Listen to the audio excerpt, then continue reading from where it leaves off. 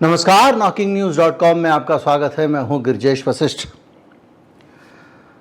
चर्चा तो राहुल गांधी होनी चाहिए। सारे लोग उस बारे में बात कर रहे हैं कि राहुल गांधी का वहां का बयान, भारतीय जनता पार्टी आज प्रदर्शन करने पहुंच गई राहुल गांधी के घर पे, सोनिया गांधी के घर पे, और इन्होंने इतना शोर मचाया कि हर तरफ अब लोगों को ये यकीन होने लग गया है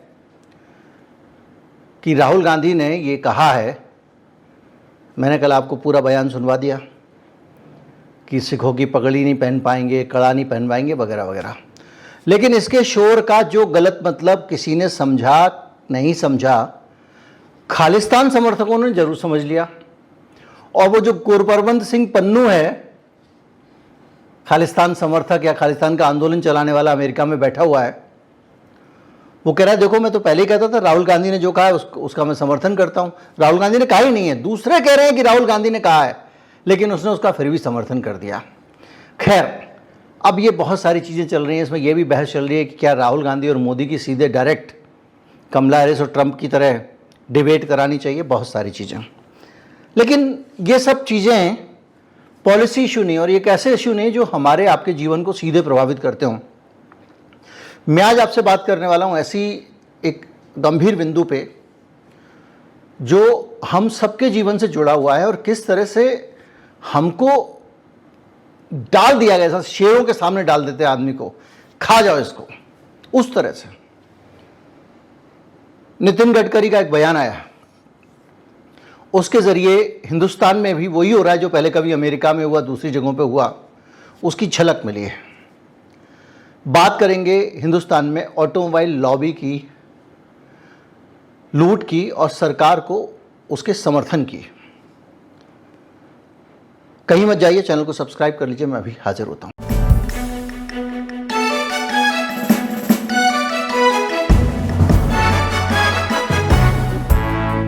मैंने एक वीडियो बनाया था और उसके जरिए आपको बताया था कि हिंदुस्तान में किस तरह से गाड़ियां जो हैं, एक तो सरकार ने क्या किया, एक सीन बना दिया, कारों की बिक्री बढ़ गई, कारों की बिक्री बढ़ रही है, कारों की बिक्री बढ़ रही है। और सरकार जब आंकड़े दे, बड़ी बड़ी बातें करे, तो कार डीलर उत्साह में आ गए और उन्होंने बहुत सारी इन्वेंट्री भर ली, अपने आप माल भर लिया। अब माल बिक नहीं रहा है, ऊपर से कार कंपनियों ने नियम भी बना दिया 35 दिन के क्रेडिट साइकिल का, उसके चक्कर में भी ज़्यादा माल उठाना पड़ा। कार कंपनियां ऐसे ऐसे षड्यंत्र करती हैं कि एक कार आएगी तो उसके 8 मॉडल आएंगे, 9 मॉडल आएंगे। अब आप कहने को तो एक किया कैरेंस रख रहे हो अपनी दुकान पे, पता चला किया कैरेंस नहीं रख रहे हो, किया कैरेंस के 8 मॉडल आपको ऑर्डर करने हैं। तो एक कार नहीं, आप 8 कार ऑर्डर कर रहे हो। इस तरह से इन सारे डीलर्स को एकदम कर्जे में ला दिया, क्योंकि भैया अगर आपको दुकान चलाना है तो इन्वेंट्री मेंटेन करनी पड़ेगी, तो कर्जे में ला दिया। अब इनके पूरे बड़े बड़े यार्ड भर गए। पता चला कि सेल जो होनी थी वो हुई नहीं है। मैंने अपने वीडियो में पूरा बताया आपको, ये जो बातें मैं बता रहा हूँ, चूँकि शुरुआत कर रहा हूँ। उसके बाद क्या हुआ कि बिक्री हुई नहीं है, और जो कंपनियाँ, आप सोचिए, माल डीलर का फंसा पड़ा हुआ है। कंपनियों ने नए नए मॉडल निकालने शुरू कर दिए, फेस्टिव सीजन में नए मॉडल लेके आ रहे हैं। उस बेचारे का माल फंसा हुआ, बिक नहीं रहा है। अब आप देख रहे होंगे, कोई कंपनी 1.5 लाख छूट दे रही है, कोई 2 लाख छूट दे रही है, कोई 50,000 छूट दे रही है। छोटी छोटी गाड़ियों पे भी 25-25, 30-30 हज़ार की छूट चल रही है। वो जान छुड़ाना चाहते हैं कि भाई सामान निकल जाए, क्योंकि अब नए मॉडल आ गए तो ये इन्वेंट्री और बेकार हो जाएगी, कौड़ियों के दाम जाएगी। और जितना माल रुका हुआ है, जितना पैसा फंसा हुआ है, हालत यह है कि 30 दिन का माल होना चाहिए कार डीलर के पास में, 1 महीने का, एक का बिके, उससे पहले 1 महीने का तैयार रहे। 90 दिन का माल पड़ा हुआ है, वो फंस गए। तो क्यों फंसे? ऑटोमोबाइल लॉबी और सरकार के जुले जुले खेल में कार डीलर फंस गए। अभी क्या हुआ जिसकी मैं बात कर रहा हूं, हिंदुस्तान भर में जैसे आप यूनियन बनाते हो, मैं यूनियन बनाता हूं, या मजदूर कहीं पे कोई यूनियन बनाते हैं तो कहा जाता है यूनियन नहीं बनाना है, मिलकर नहीं रहना है, संगठित मत होइए। अभी 100 लोगों को नौकरी से निकाल दिया हिंदुस्तान के सबसे बड़े, सबसे तेज मीडिया हाउस ने। क्या करें, वहां कोई यूनियन नहीं है, हड़ताल नहीं कर सकते, धरना नहीं कर सकते, किस्मत मान कर बैठ गए लोग। एक और मीडिया हाउस है, तनख्वाह देते ही नहीं टाइम पे, लोग बैठे हुए हैं। सैमसंग हिंदुस्तान में 10% स्टाफ अपना कम करने जा रही है, खबर आ चुकी है, कोई सुनवाई नहीं है। यूनियन बनाएंगे तो सरकार कुचल देगी।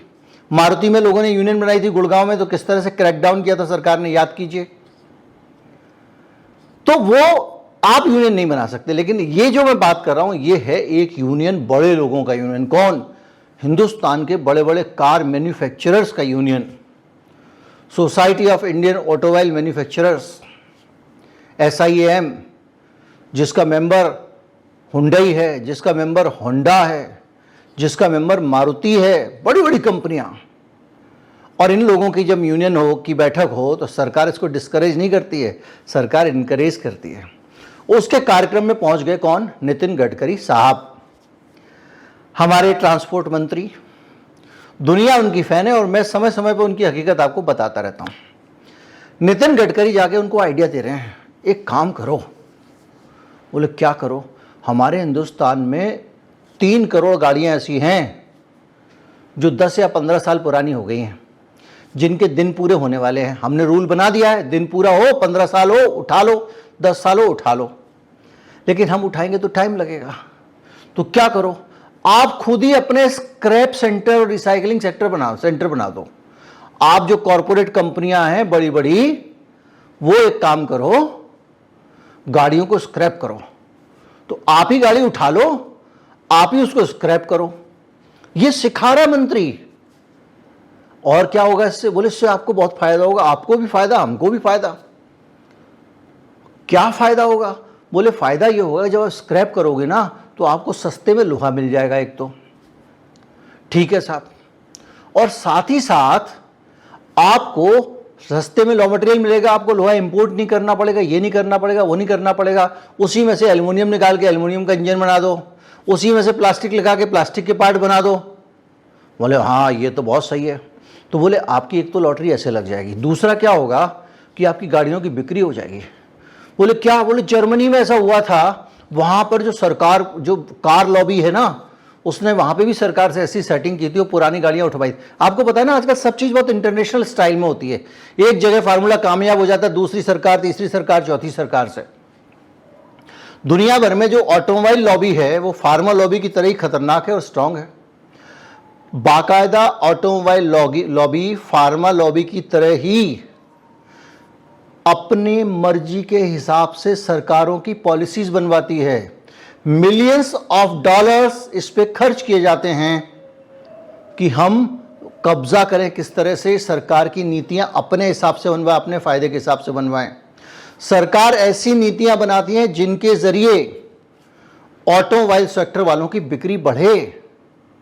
भारत में रेलवे जब से बर्बाद हुई है, अब लोग इस पर डिस्प्यूट हो सकता है, लेकिन रेलवे की हालत यह है कि पहले आप जो 500-700 रुपये में अपनी जर्नी कर लेते थे, वो 2000 रुपये में नहीं हो रही है। फैक्ट है ये। और उसमें भी आपको टिकट नहीं मिलेगा, इतना दिन पहले से लो टिकट, उतने दिन पहले से टिकट लो। रेलवे स्टेशन पे घुसना इतना मुश्किल बना दिया है कि आप रेलवे स्टेशन में, अभी आनंद विहार रेलवे स्टेशन पे शुरू किया, आप गाड़ी के लेके जाएंगे, आपको गेट पे रोक देगा, बोले अंदर गाड़ी लेके जाना है तो सिर्फ 10 मिनट फ्री, उसके बाद पैसे लगेंगे। बाहर निकलते निकलते 200 रुपये का टिकट बना देता है। नई दिल्ली रेलवे स्टेशन पे तब भी शुक्र है कि अंदर घुसो, आप पार्किंग में खड़ी कर दो तो 4 घंटे के 50 रुपये लगेंगे। यहां पार्किंग ही नहीं है, पार्किंग ही नहीं है, सिर्फ एक ही तरीका है, ये पिक एंड ड्रॉप वाला लूट का तरीका। तो क्या होगा? आप रेल में जाना नहीं चाहोगे, आप कहोगे यार स्टेशन जाना बड़ा मुश्किल है, किसी को छोड़ने जाओ तो मुसीबत, लेने जाओ तो मुसीबत। यानी पूरी तरह से ये आपको डिस्करेज कर रहे हैं कि रेल की तरफ मत जाओ। अगर आपका जरा भी संसाधन है तो कैसे जाओ? आप में से और हम में से ज़्यादातर लोग ये करते, रिजर्वेशन नहीं कराते, यार जिस दिन जाना होगा ना गाड़ी उठा के निकल जाएंगे, यही करते हैं ना। सरकार टकाटक टकाटक टकाटक टकाटक हाईवे बना रही है, क्यों? ऑटोमोबाइल लॉबी के लिए, ऑटोमोबाइल लॉबी के फायदे के लिए। हालत यह है कि अभी नितिन गडकरी ने इसी फंक्शन में, पहले मैं आपको वो वाला बयान सुनवा दूं, नहीं तो बात आई गई हो जाएगी। कौन सा वाला? जिसमें वो कह रहे हैं कि आप गाड़ियां स्क्रैप करने का काम संभाल लो, 3 करोड़ गाड़ियां हिंदुस्तान में, 3 करोड़ गाड़ियों को आप पकड़ेंगे, फिर कमाई होगी। कमाई कैसे होगी इसको मैं इस बयान के बाद समझाता हूं, उसके बाद हम रेल वर्सेस रोड पे आएंगे, फ्लाइट वर्सेस रोड पे भी आएंगे। सुन लीजिए आप बयान। So my suggestion is today in the Europe and USA, they, because of scrapping, they increase their sale by 9 to 12%. So 100% it is going to beneficial to all of you. Now the India has 3 crore end of life vehicles. The fitness center is a problem. For scrapping center, for fitness center, we need your cooperation. I feel that it is an economically viable venture which is going to support you to get more profits. Because by scrapping, you will reduce the cost of your components by 30 to 40%. 90% of the material which can be recycling, and because of that, your profit margin will be increased and you can reduce the cost of your final product. So it is in a win-win situation. So I will request you, all of you, that please you can consider that establish your own scrapping centers and fitness centers in the country. तो आप सोचिए, जब ये गाड़ी scrap करके उठा के ले जाएंगे तो सिर्फ लोहे का फ़ायदा नहीं होगा, उनकी बिक्री नहीं बढ़ेगी, इसके साथ साथ और भी बहुत सारे काम होंगे। जो सड़क किनारे बैठ के पुरानी गाड़ी को 10 साल 12 साल पुरानी गाड़ी को मरम्मत करता है ना मिस्त्री, मुंह पे ग्रीस लगा होता है, गरीब घर का बेटा जिसने गुरु शिष्य परंपरा से काम सीख लिया, जिसको स्किल इंडिया वेस्ट इंडिया जैसे ड्रामे तमाशे की जरूरत नहीं थी, उस आदमी का काम छिन जाएगा। कैसे छिन जाएगा? 10 साल पुरानी गाड़ी है आपकी, मेरी गाड़ी थी, मेरी गाड़ी का बल्ब का होल्डर ख़राब हो गया था, मैं होंडा वालों के पास जाता था, अब तो खैर बदल गई गाड़ी, वो मुझे 15 साल की भेंट चढ़ गई, तो होल्डर उसका बदलने के लिए होंडा वाले के पास जाओ तो कहते तो पूरी वायरिंग चेंज होगी। उस रोड साइड मिस्त्री ने 25 रुपये में होल्डर बदल दिया। अब क्या होगा? ऐसे सारे के सारे मिस्त्री हट जाएंगे। क्यों? क्योंकि पुरानी गाड़ियाँ ही नहीं रहेंगी, पुरानी गाड़ियाँ आपसे छीन ली जाएंगी, आपके घर से गाड़ी पिक कर ली जाएगी। ऐसा किया जा रहा है दिल्ली में, और इन बड़ी बड़ी कंपनियों से कहा जा रहा है आप माल उठाओ, आप लोगों की गाड़ियाँ छीनो, आप ये फैसिलिटी लाओ। सरकार चाहती है इसमें आपका भी फायदा हमारा भी फायदा है। तो क्या होगा कि जब ये गाड़ी पुरानी गाड़ी उठ जाएगी, आप नई गाड़ी खरीद के लाओगे तो आपको मोहब्बत भी तो होती है नई गाड़ी से। क्या होगा? 3-4 साल तक आप सर्विस पैक भी खरीद लोगे, 3-4 साल तक आपकी गाड़ी रोड साइड मिस्त्री के पास जाएगी नहीं, वर्कशॉप में ही सर्विस के लिए जाएगी। जैसे चाहेगी वैसे कंपनी आपको नए नए तरीके से लूटेगी, आपसे पैसा बनाएगी, आप कुछ नहीं कर पाओगे। पैसा कहाँ गया? उसी ऑटोमोबाइल की लॉबी जेब में। कौन सी ऑटोमोबाइल लॉबी? जो फोर्ड फाउंडेशन चलाती है, जो दूसरे बहुत सारे वाले दुनिया में ऐसे विवादास्पद प्रकल्पों को चलाती है, जो सरकार की नीतियाँ बदलने के लिए लॉबीज बनाती है, पता नहीं क्या क्या करती है, उसकी जेब में माल जाएगा। गडकरी जी उसको इनकरेज कर रहे हैं। अब गडकरी जी कह रहे हैं तुम्हारा भी फायदा हमारा भी फायदा, तो हमारा भी फायदा क्या? 3 करोड़ गाड़ियां बदलने का मतलब यह है कि इन 3 करोड़ गाड़ियों की जब बनाई जाएंगी गाड़ियां तो इन पे एक्साइज ड्यूटी लगेगी, सरकार का खजाना भरेगा। लुटेगा कौन? मैं और आप। मेरी गाड़ी बढ़िया कंडीशन में है, किसी आदमी में तो हम तो कार वाले उस ट्रक वाले का सोचिए, जिसका ट्रक सिर्फ 10 साल पुराना है, बढ़िया कंडीशन में है, कश्मीर से कन्याकुमारी तक दौड़ता रहता है, उसका जब्त कर लेंगे। कर रहे हैं, कर लिए गए हैं। अब क्या होगा? उसको नया ट्रक खरीदना पड़ेगा, एक्साइज ड्यूटी लगेगी। फिर क्या होगा? फिर उस पर जीएसटी लगेगा, तो राज्य सरकार की बल्ले बल्ले माला माल हो जाएंगी। फिर क्या होगा? फिर ट्रांसपोर्ट डिपार्टमेंट राज्य सरकार का रजिस्ट्रेशन करेगा, रोड टैक्स लेगा। फिर क्या होगा? नगर पालिकाएं पार्किंग वसूलेंगी। फिर क्या होगा? फिर आपको तरह तरह से चालान लगा लगा के लूटा जाएगा। याद है नितिन गडकरी ने कहा था कि सड़क दुर्घटनाएं कम हो जाएंगी। कैसे? चालान करने से। चालान का कई गुना कीमत बढ़ा दी। बहुत सारे लोगों ने तालियां बजाई थी। मुझे तो वो लोग ही खराब लगते हैं जो हर चीज पे ताली बजाते हैं। आज कितनी दुर्घटनाएं कम हुई? 200 रुपए का चालान 2000, 4000, 20, 25 हजार रुपए का उस ऑटो वाले का चालान कट रहा है। कितनी दुर्घटनाएं कम हो गई। मैं आपको आंकड़े बताता हूं। ट्रांसपोर्ट मिनिस्टर खुद गडकरी के भाषण का मैं कोट कर रहा हूं।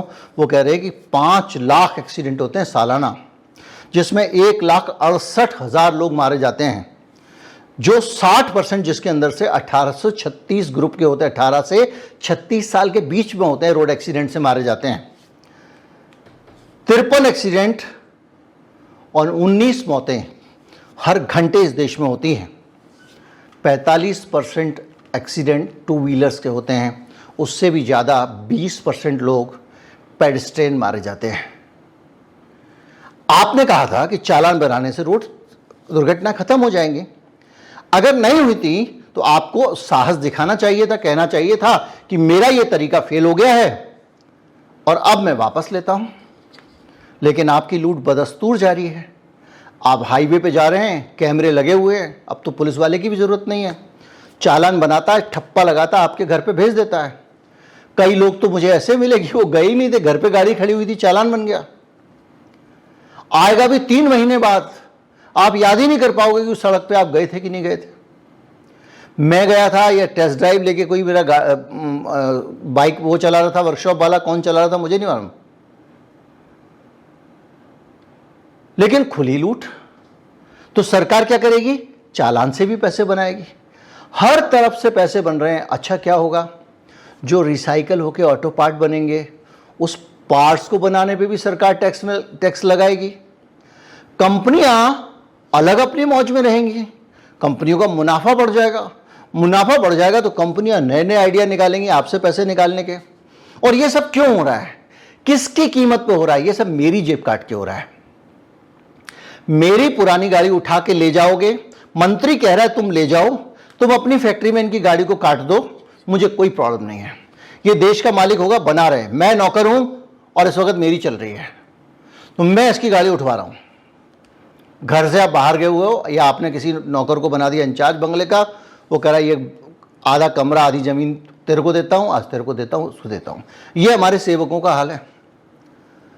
और इस पूरी की पूरी व्यवस्था के बीच में हर तरफ से मेरी और आपकी जेब भी कट रही है और मेरे और आपको कोई पूछ भी नहीं रहा है। इलेक्शन के टाइम पूछते हैं और हमको किस में उलझा देते हैं। एक IT सेल बिठाई हुई है, सोशल मीडिया पे लोग लगे हुए हैं, ट्रोल्स हैं, मीडिया का पूरा जेब में रखा हुआ है। ये सब मिलके मेरे दिमाग पे वशीकरण करते हैं। मैं लिट जाऊंगा, बर्बाद हो जाऊंगा, उसके बावजूद कहेंगे हाँ भाई रोड एक्सीडेंट कम हो जाएंगे, गडकरी जी ने चालान बढ़ा दिया है, बड़ा अच्छा काम किया है। लोग मानते ही नहीं है ना जी। 2-2 सवारी 3-3 सवारी चलते हैं। आपने देखा लोग हेलमेट नहीं लगाते हैं, अब लगाने लग गए। उस वक्त भी मैं बोल रहा था बुद्धि की बलिहारी है भैया। ये सब चीज़ों को करने से आज तक दुनिया में कहीं कोई एक्सीडेंट कम नहीं हुआ है। लोग मानते ही नहीं है साहब। लोग तो समझते हैं क्या है, चालान होगा 200 रुपये दे देंगे, सीट बेल्ट ही नहीं लगाते हैं, रॉन्ग साइड घुस जाते हैं। आज वो सारे काम हो रहे हैं, बस आपका चालान बढ़ गया है और आपकी कमाई बढ़ गई है। उस कमाई में भी जो मर्सिडीज वाला है, BMW वाला है, उसको तो कोई रोकता भी नहीं है। और उसके लिए अर्थदंड, हमेशा याद रखिए, किसी भी जगह पे अर्थदंड समानता का जो मूल अधिकार है संविधान का, उसके खिलाफ है। अमीर आदमी के लिए बहुत आसान काम है, झट से मुंह पे पैसे मारता है वो।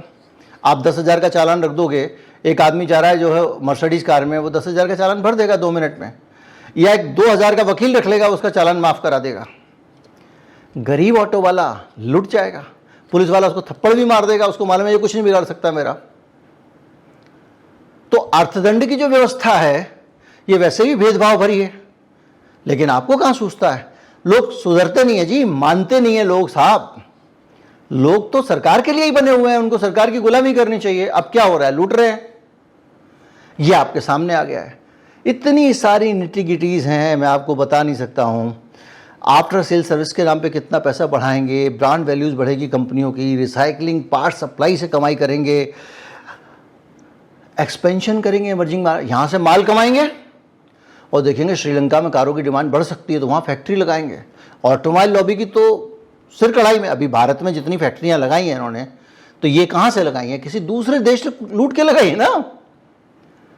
जिसको आप मुनाफा कहते हो, आप तो करके देख लो धंधा, आपको समझ में आ जाएगा मुनाफा कितना होता है। इनके मुनाफे देखो। बहुत सारी चीज़ें लगातार होंगी और ये जो तरीका है इसमें हम लगातार लपेटे जाएंगे।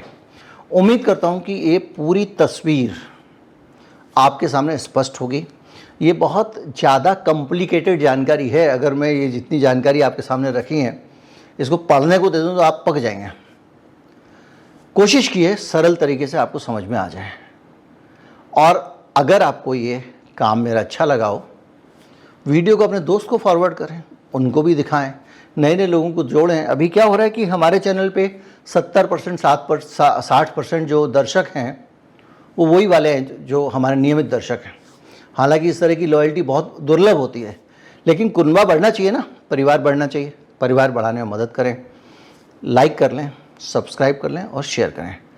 और फेसबुक वाले जो हैं वो फॉलो कर लें और मेंबरशिप भी ले सकते हैं। नमस्कार, जय हिंद।